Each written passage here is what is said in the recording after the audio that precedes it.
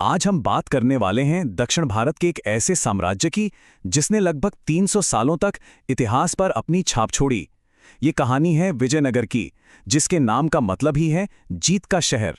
तो चलिए मिलकर इस शानदार कहानी को समझते हैं। और यकीन मानिए, इसकी जो शुरुआत है ना, वो किसी फिल्मी कहानी से कम बिल्कुल नहीं है। इसकी स्थापना की कहानी इतनी नाटकीय है कि वो इतिहास कम और किसी फिल्म की स्क्रिप्ट ज्यादा लगती है। तो चलिए शुरू करते हैं पहले अध्याय से, जीत का एक शहर और उसकी एक बिल्कुल ही अविश्वसनीय शुरुआत। देखिए, इस साम्राज्य की नींव रखी थी दो भाइयों ने, हरिहर और बुक्का, और उनकी कहानी कमाल की है। सोचिए जरा, पहले वो वारंगल के काकतीय राजाओं के लिए काम करते थे। फिर दिल्ली सल्तनत के सुल्तान मोहम्मद बिन तुगलक ने उन्हें बंदी बना लिया। उन्हें दिल्ली ले जाया गया और इस्लाम कबूल करने पर मजबूर किया गया। लेकिन कहानी में ट्विस्ट देखिए, सुल्तान ने ही उन्हें दक्षिण में हो रहे विद्रोहों को दबाने के लिए वापस भेज दिया। और यहीं दक्षिण में उनकी मुलाकात हुई संत विद्यारण्य से। कहते हैं उन्हीं की प्रेरणा से दोनों भाइयों ने वापस हिंदू धर्म अपनाया और साल 1336 में तुंगभद्रा नदी के किनारे एक ऐसे साम्राज्य की नींव रखी जिसे दुनिया ने जीत का शहर यानी विजयनगर के नाम से जाना।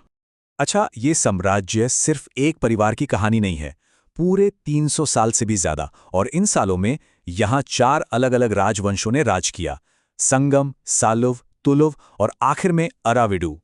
हर एक ने इस कहानी में अपना एक अलग पन्ना जोड़ा। ठीक है, शहर तो बस गया, लेकिन एक शहर से एक साम्राज्य का सफर, वो कैसे तय हुआ? चलिए देखते हैं कि शुरुआती दिनों में इसे किन चुनौतियों और बदलावों का सामना करना पड़ा। देखिए, विजयनगर की स्थापना हुई ही थी कि उत्तर में एक बहुत बड़ा दुश्मन खड़ा हो गया, बहमनी सल्तनत। और इन दोनों के बीच की जो टक्कर थी ना, उसने सदियों तक दक्षिण भारत का इतिहास लिखा। और इस लड़ाई की जड़ कृष्णा और तुंगभद्रा नदियों के बीच का एक छोटा सा लेकिन बहुत ही उपजाऊ इलाका, रायचूर दोआब। और इसी दुश्मनी का नतीजा ये हुआ कि दक्षिण भारत में जंग का तरीका ही हमेशा के लिए बदल गया। हुआ ये कि बुक्का प्रथम और बहमनी सुल्तान के बीच एक लड़ाई में पहली बार तोपों का इस्तेमाल हुआ। सोचिए, उस बारूद की गूंज ने सबको बता दिया कि अब जंग पहले जैसी नहीं होने वाली। तो ये जो शुरुआती संगम राजा थे, वो सिर्फ लड़ाई ही नहीं कर रहे थे, वो अपनी एक पहचान भी बना रहे थे। जैसे बुक्का प्रथम, उन्होंने खुद को वेदमार्ग प्रतिष्ठापक का टाइटल दिया, यानी वेदों के रास्ते को स्थापित करने वाला। और बात सिर्फ राजाओं तक ही सीमित नहीं थी। उनकी बहू रानी गंगा देवी ने तो अपने पति की मदुराई पर जीत का जश्न मनाने के लिए मदुराई विजयम नाम का एक पूरा महाकाव्य ही लिख डाला। वहीं हरिहर द्वितीय ने महाराजाधिराज यानी राजाओं का राजा की उपाधि लेकर अपने इरादे साफ कर दिए। और शायद सबसे दिलचस्प थे देवराय प्रथम, जिन्होंने ये दिखाया कि वो कितने प्रैक्टिकल थे। दुश्मन की ताकतवर घुड़सवार सेना से लड़ने के लिए उन्होंने अपनी ही सेना में तुर्की मुस्लिम तीरंदाजों को भर्ती कर लिया। हर साम्राज्य का एक सुनहरा दौर आता है ना? विजयनगर के इतिहास का वो शिखर, उसका स्वर्ण युग, वो जुड़ा है एक नाम से, महान राजा कृष्णदेवराय। अच्छा, ये दौर था कैसा? इसका अंदाजा हमें एक पुर्तगाली यात्री डोमिंगो पेज के लिखे से मिलता है। वो लिखते हैं कि राजा ने सबको पूरी आज़ादी दी हुई थी, कोई भी अपनी मर्जी से अपने धर्म के हिसाब से रह सकता था। और सोचिए, ये वो शहर था जिसके बाजारों में पुर्तगाल से चीन तक का सामान मिलता था। और कहते हैं कि हीरे जवाहरात तो ऐसे बिकते थे जैसे कोई सब्जी बेच रहा हो। तो क्या थे कृष्णदेवराय? वो एक कंप्लीट रूलर की परिभाषा थे। एक तरफ वो एक जबरदस्त योद्धा थे जिसने बीदर से ओडिशा तक सबको हराया। दूसरी तरफ एक शानदार बिल्डर। आज हम्पी में जो हम हजारा और विट्ठल स्वामी मंदिर देखते हैं, वो उन्हीं की देन है। वो कला के बहुत बड़े पारखी थे। उनके दरबार में तेलुगु साहित्य के 8 सबसे बड़े कवि थे, जिन्हें अष्टदिग्गज कहा जाता था। और अगर ये सब भी कम था, तो वो खुद एक बहुत बड़े विद्वान थे, जिन्होंने राजनीति पर आमुक्त मालियत जैसा ग्रंथ लिखा। और उनके ताकत का सबसे बड़ा सबूत, वो भी उनके एक तरह से प्रतिद्वंद्वी से ही मिलता है।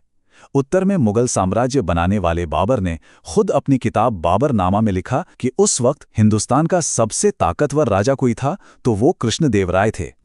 लेकिन कहते हैं ना, जब कोई अपने शिखर पर होता है तो ढलान अक्सर वहीं से शुरू होती है।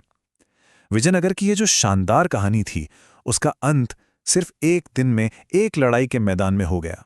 साल था 1565 और लड़ाई थी तालीकोटा की। इस बार विजयनगर के सामने कोई एक सल्तनत नहीं थी, सोचिए, दक्कन की 4 बड़ी सल्तनतें अहमदनगर, बीजापुर, गोलकोंडा और बीदर, जो आपस में हमेशा लड़ती रहती थीं, वो सब एक हो गईं, सिर्फ एक मकसद के लिए, अपने सबसे बड़े दुश्मन विजयनगर को खत्म करने के लिए। उस लड़ाई में विजयनगर की हार हुई, लेकिन असली तबाही तो लड़ाई के बाद शुरू हुई। जीतने वाली सेनाएं शहर में घुसीं और दुनिया के सबसे अमीर शहरों में से एक को अगले 6 महीने तक लूटा। उसे ऐसा जलाया, ऐसा तोड़ा कि वो शानदार शहर फिर कभी उठ ही नहीं पाया। जीत का शहर अब सिर्फ एक खंडहर था। तो सवाल यहीं उठता है कि इतना मजबूत, इतना अमीर साम्राज्य सिर्फ एक हार से ढह कैसे गया? जवाब मिलता है इसके सिस्टम में, इसके एडमिनिस्ट्रेशन में। चलिए समझते हैं कि यह साम्राज्य चलता कैसे था और क्या इसकी नींव में ही कोई दरार थी। देखिए, विजयनगर के एडमिनिस्ट्रेशन की जो रीढ़ की हड्डी थी वो थी नायक व्यवस्था। अब ये क्या थी? इसको आसान भाषा में एक तरह का मिलिट्री फ्यूडलिज्म समझिए।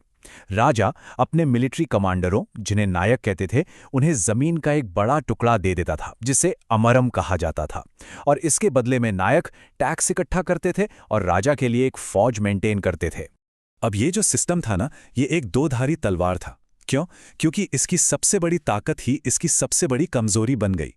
ताकत ये थी कि राजा को बिना कोई पैसा खर्च किए एक बहुत बड़ी सेना मिल जाती थी, लेकिन कमजोरी ये थी कि ये जो नायक थे वो अपने अपने इलाकों में बहुत पावरफुल हो गए थे, और जैसे ही केंद्र में राजा जरा सा भी कमजोर पड़ता, ये नायक बगावत करने की कोशिश करते थे।